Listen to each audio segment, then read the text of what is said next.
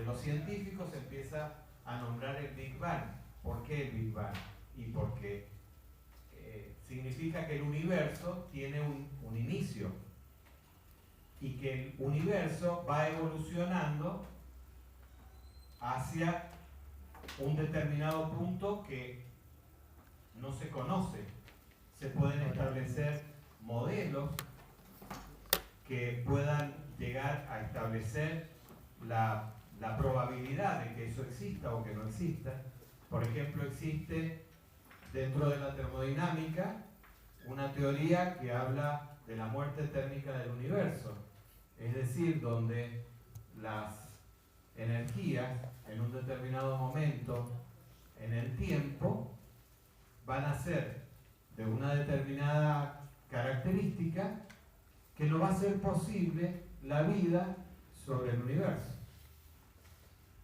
Ahora, para llegar a esas conclusiones, ¿qué tenemos que estar suponiendo? Suponer que el universo tiene un comportamiento igual al comportamiento que tiene en la Tierra, y es el comportamiento que prácticamente es el que más tenemos conocido. Entonces estamos extrapolando condiciones de nuestro planeta al universo entero y estamos diciendo que el universo se va a comportar como la Tierra. Y eso no es probabilístico, es decir, puede suceder como no puede suceder. Estamos hablando de la expansión del universo. Entonces, cuando hablamos de universo, ¿cómo lo mencionábamos? Dentro de las características de un sistema, al universo. ¿Un sistema cómo? Aislado. ¿Y por qué es aislado? ¿Por qué es aislado? Porque no hay materia, intercambio de materia. Porque no intercambia energía. ¿Y qué más? Y materia. Porque no intercambia masa. Ahora, si yo estoy hablando de un universo que se expande, puedo estar el universo como un todo. Estoy analizando ese universo como que es todo y que fuera de ese universo no hay ningún medio. Entonces, si ese universo se expande, ¿puedo estar hablando de un sistema aislado? No. ¿Por qué? Porque estaría entregando un trabajo de expansión hacia el medio. Ya no estaría hablando de un sistema aislado. La física y la mecánica son ciencias que describen una evolución reversible y corresponden a una visión estática que no cambian con el tiempo. Entonces, según esas leyes de la física clásica, no podemos hacer un estudio de cómo va cambiando el universo con los procesos que se van produciendo. Entonces, hay algo que va cambiando con el tiempo, y eso es justamente lo que estaría evaluando una de las propiedades más importantes de la termodinámica, como es la entropía.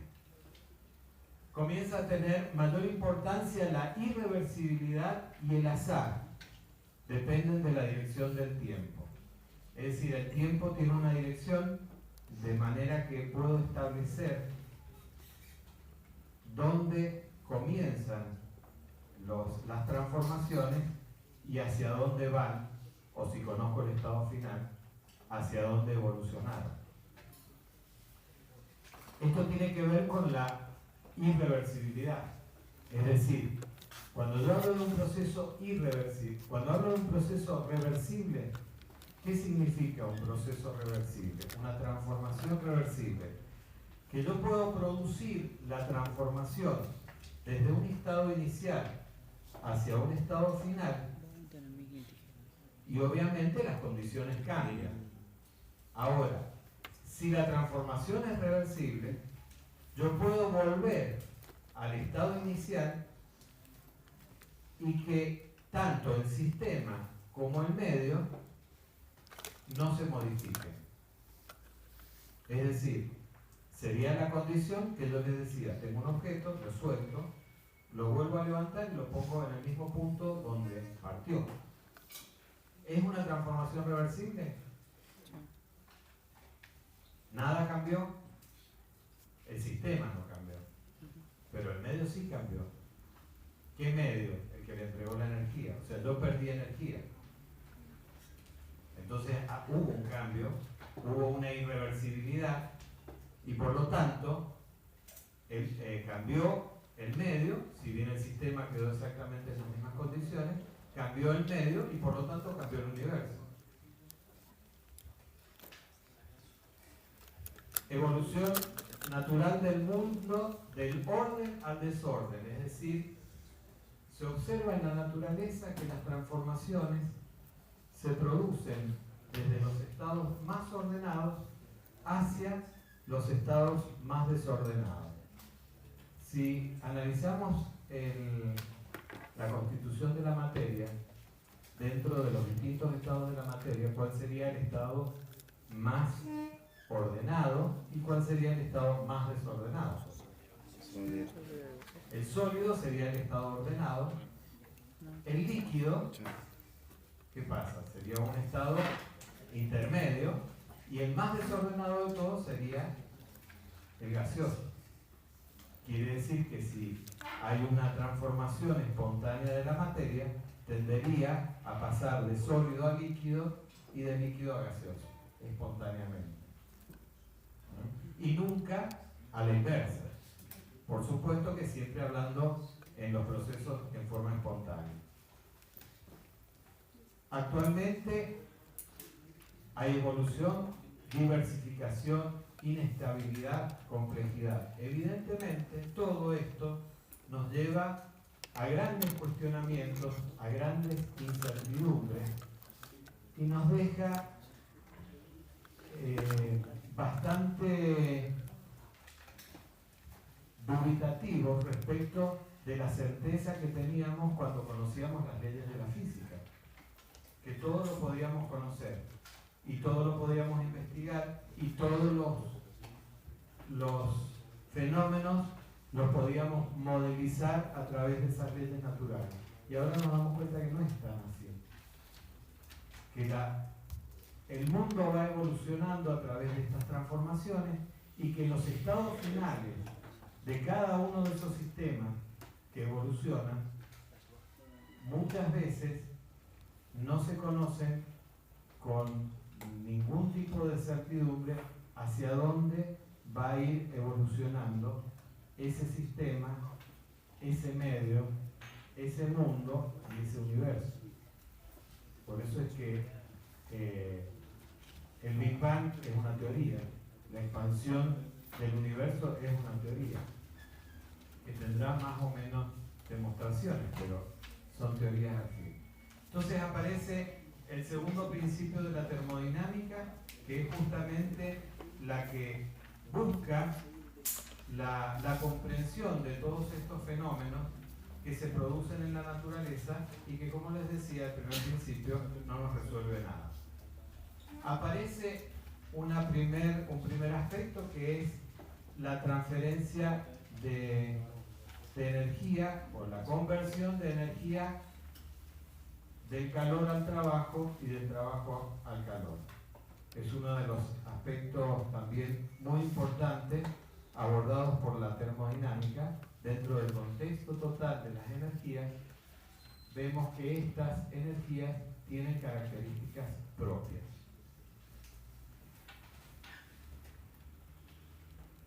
Cualitativamente podemos enunciar también que en toda transformación tenemos un inicio y un final, y que eso se producía en forma espontánea, como les decía. Tendremos que ver cuáles son las causas que provocan esas transformaciones y esos cambios. Un enfoque cuantitativo, es decir,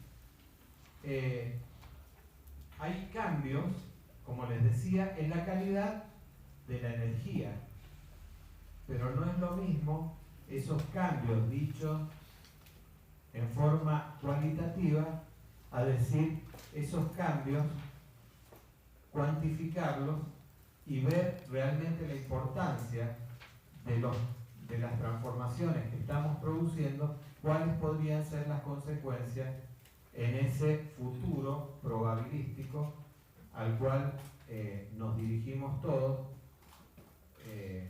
con nuestra voluntad o sin nuestra voluntad. Muchas veces modificado por la voluntad del hombre, obviamente. Y por eso aparece el estudio probabilístico de la entropía, que sería la forma de cuantificar esos cambios que se producen en la calidad de la energía. Entonces, lo primero que vamos a ver es el motor térmico, que el motor térmico es el que permite transformar el calor en trabajo. Bueno, básicamente cuando hablamos de energía estamos englobando muchas energías diferentes y podemos diferenciar dos calidades de energía, dos tipos de energía diferentes, como son el calor y el trabajo, y las energías conocidas como cinética, potencial, interna, química, eléctrica, magnética, nuclear, todas las energías que se les ocurran. ¿Cuál sería la gran diferencia que existe entre el calor y el trabajo y estas energías? Conceptualmente, si bien son todas energías, responden a cosas diferentes.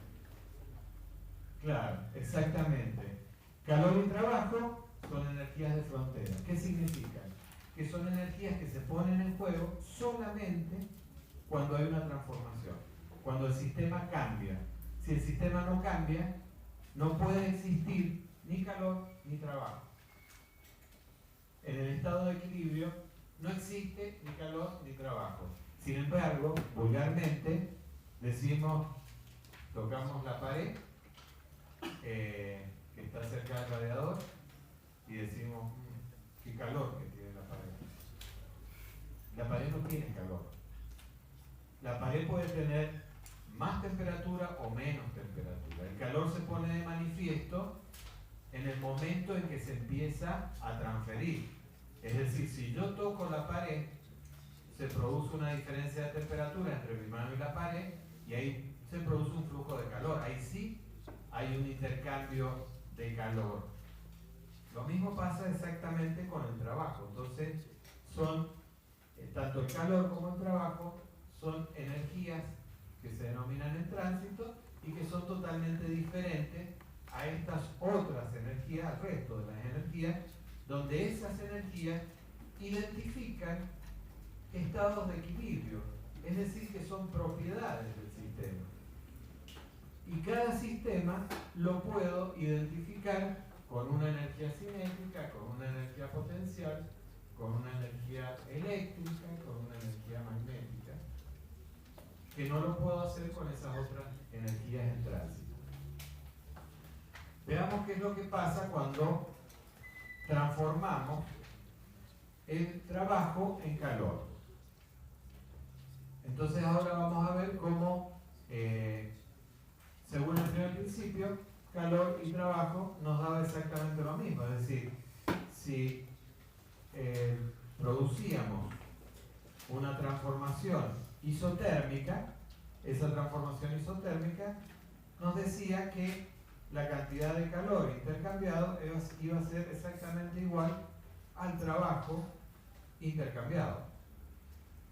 Pero no nos decía cuál es la limitación que hay de transformar el trabajo en calor o el calor en trabajo.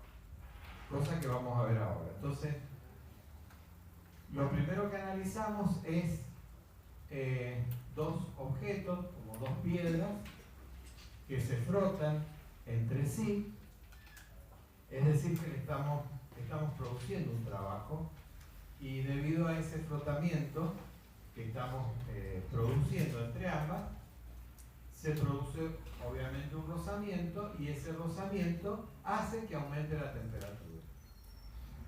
Si eso lo hacemos en un medio acuoso donde la masa es lo suficientemente grande como para decir que estaría actuando como una fuente térmica. Una fuente térmica es aquella que permite intercambiar calor sin que se modifique la temperatura. Es decir, que puede absorber calor en forma genérica, ¿no? Puede absorber calor o ceder calor. ¿En qué condiciones? A temperatura constante. Y ustedes me dirán, ¿cómo puede ser si está perdiendo energía térmica y la temperatura no se modifica? Porque el contenido de energía térmica que tiene ese sistema es tan grande que la pérdida de calor que podría estar produciéndose es mínima en relación a la masa que estaría produciendo ese intercambio. Es decir, la computadora en una habitación está emitiendo calor.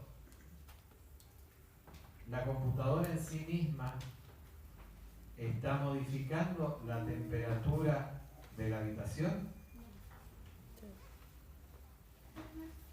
Si me dicen en rigor y son muy puntillosos y muy exquisitos, sí, obviamente, porque hay una cantidad de calor que está absorbiendo el aire. Pero comparemos la cantidad de calor que está cediendo la computadora en relación a la cantidad de aire que tengo y es insignificante. Es decir, si quisiera medir la variación de temperatura que se produce en el aire antes y después del uso de la computadora, lo más probable es que tenga una temperatura tan constante como si nunca hubiera estado la computadora funcionando. Ahora, a esta misma habitación empezamos a agregar a ustedes. Entonces ahí, ¿se modifica o no se modifica la temperatura? Obviamente se modifica la temperatura. La masa, que antes estaba funcionando como una fuente térmica, ahora ya no funciona como una fuente térmica. ¿Por qué? Y porque el calor generado por ustedes acusa en un incremento de la temperatura del aire. Y sin embargo, la masa de aire es la misma. ¿Qué es lo que cambió? La relación masa en relación a la energía que le estoy aportando o que le estaría quitando. En este caso, que le estoy aportando. Es decir, he incrementado mucho la cantidad de energía en relación a la masa que tenía. Entonces, por eso, ya esa masa, que antes la podía considerar como fuente, ahora no la puedo considerar más como fuente. Si querés tomar lista.